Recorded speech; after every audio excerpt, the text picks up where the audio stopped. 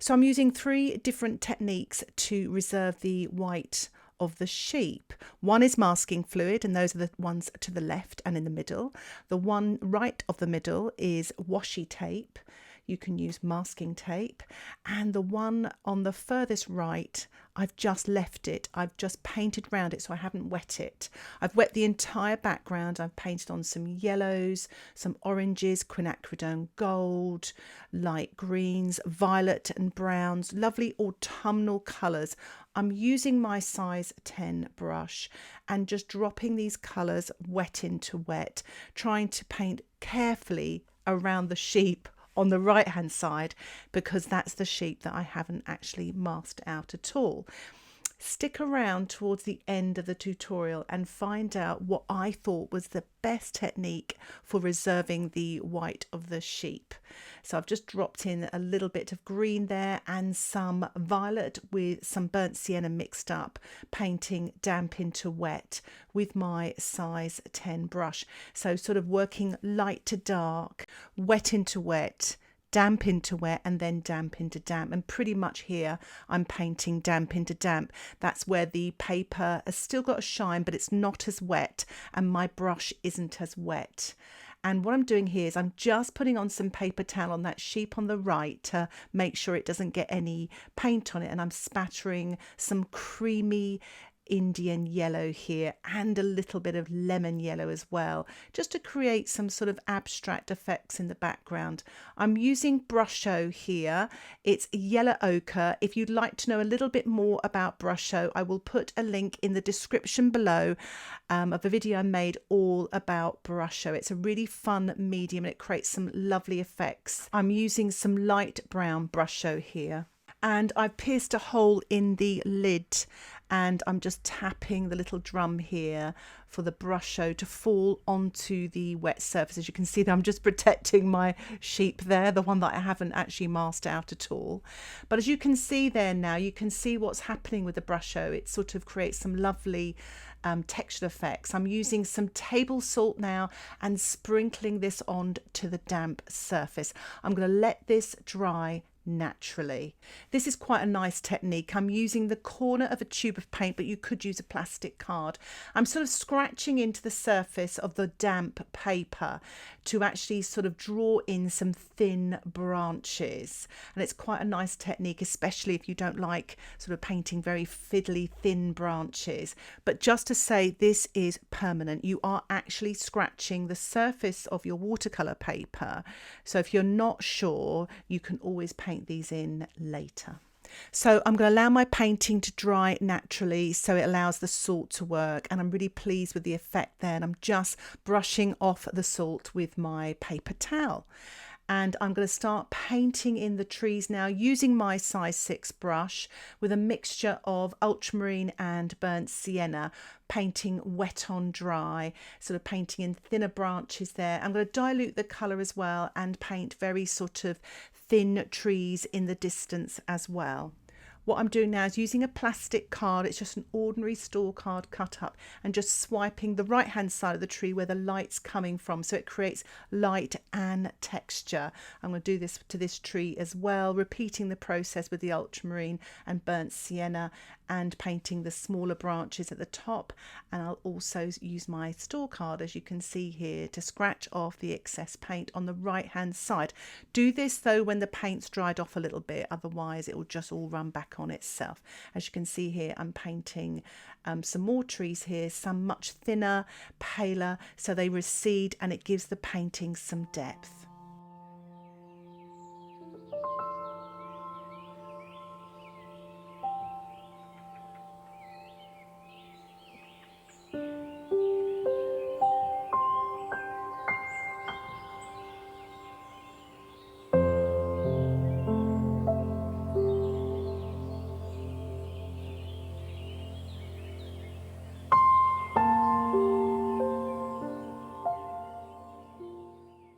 So I'm just finishing off that tree on the right hand side and painting some grasses at the bottom there, and it sort of hides the base of the tree. It makes it look more natural, and painting some grasses underneath the sheep as well with my size 6 brush with a mixture of blue and brown, and painting wet into wet some leaves in the foreground using a little bit of dark brown, a little bit of burnt sienna and ultramarine. So it's a good time to allow your painting to dry again. And what I'm doing now is I'm using a natural sponge, but you could use a scourer, and I'm just sponging on some creamy yellows, a little bit of light green, and also a darker colour, bit of burnt sienna and violet mixed just at the top of the trees to create some texture there. It's quite nice to do. That's the violet and burnt sienna there. I'm just tapping very gently as well. So it's a good time now to allow your painting to dry again. I'm using a circle stencil and a stencil brush, and I'm using the bokeh technique that I've been using in quite a few of my paintings. I've been really enjoying this technique. So I'm lifting off the paint, sort of scrubbing it off around the stencil there, and then lifting off with the paper towel any excess sort of paint or water there, and it's really effective. It creates this lovely sort of atmospheric effect, great when done with taking photographs as well. So I'm sort of trying to emulate this in the watercolour painting as well. If you don't have a circle stencil, you could use a synthetic brush. I'm using this brush. It's called the Eradicator by Billy Showell, but it's actually a synthetic brush. It's got sort of quite short hair, and I'm just, as you can see, just really lifting off, really sort of working at the paint and then lifting off. Don't sort of work too hard that you might sort of score a hole in your watercolour paper, or just take off the actual surface of the paper as well. Sometimes some paints stain more, so it's more difficult to take off. Don't worry about this. You can always glaze over very dilute white later as well, and the link that I will put in the description below, I use lots of different ways of achieving this bokeh technique, so check that out. It's one of the first videos I made about this amazing technique. I just love it. It's magical.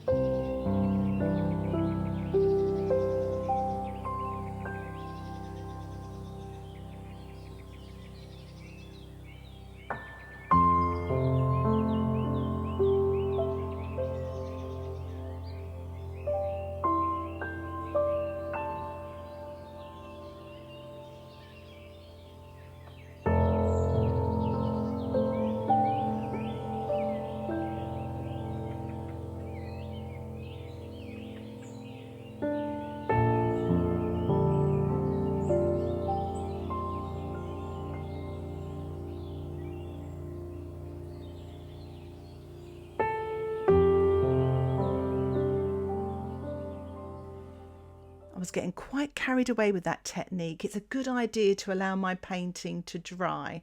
And what I'm doing here, I'm using a paper towel and I'm lifting off or taking off, rubbing off the masking fluid. So make sure your painting's absolutely dry. And because I put it on quite thick, look, you can actually peel it off as well, which is even better. Don't do this too fast because sometimes it can tear your paper, and it only works when you put it on quite thick. So that's worked quite well. I'm really pleased with that result there. So I'm just going to remove now the washi tape, which I love because it doesn't seem to tear the paper, not often anyway. That's worked really well. And of course you can see the one on the end, the sheep on the end, I reserved it. I painted around it. It's a good shape. You can't really do this with very fiddly shapes, but with the sheep it was easy to do. I don't have to worry about the legs or the head because it's going to be a lot darker than the background background itself. So I actually think I got away with it there. So you have got choices. Instead of using masking fluid, there are other methods out there. So I really hope you found that helpful, especially if you don't have access to masking fluid or you just don't like using masking fluid. So what I'm doing now is I'm wetting the surface of the paper. I've got a very dilute quinacridone gold. I'm going to paint the sheep halfway with the quinacridone gold, so halfway up their body from the bottom to the middle of their backs.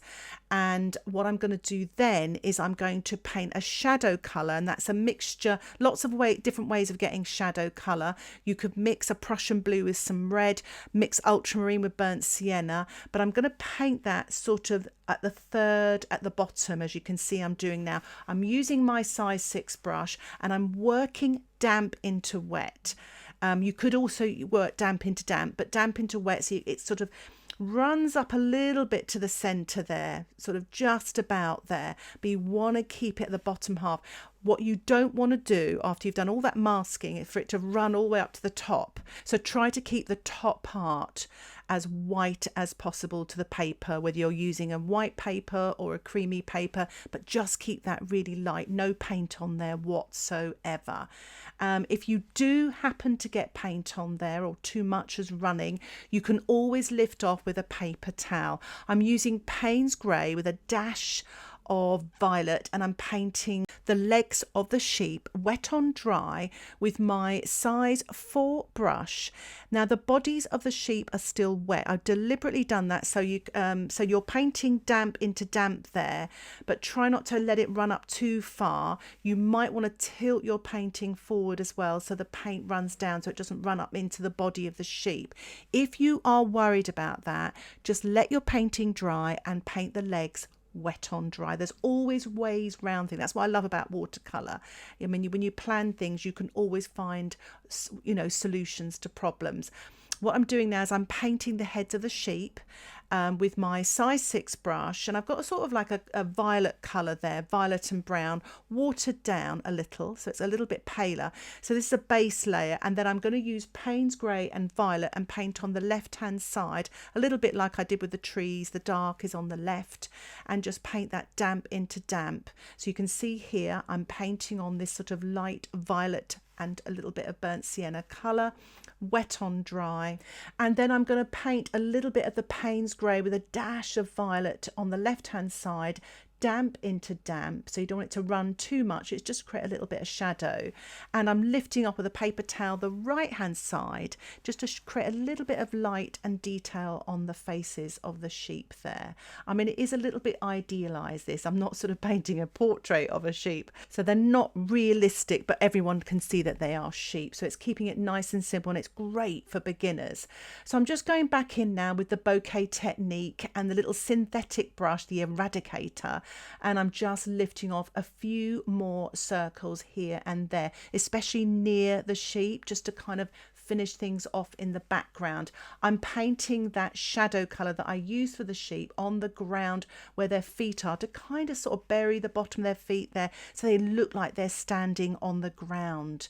I'm removing the washi tape now to reveal a lovely white border. It's a great sort of way to present your work, but also this border gives you time to sort of look at it and be more objective to see if you need to do any more to the painting.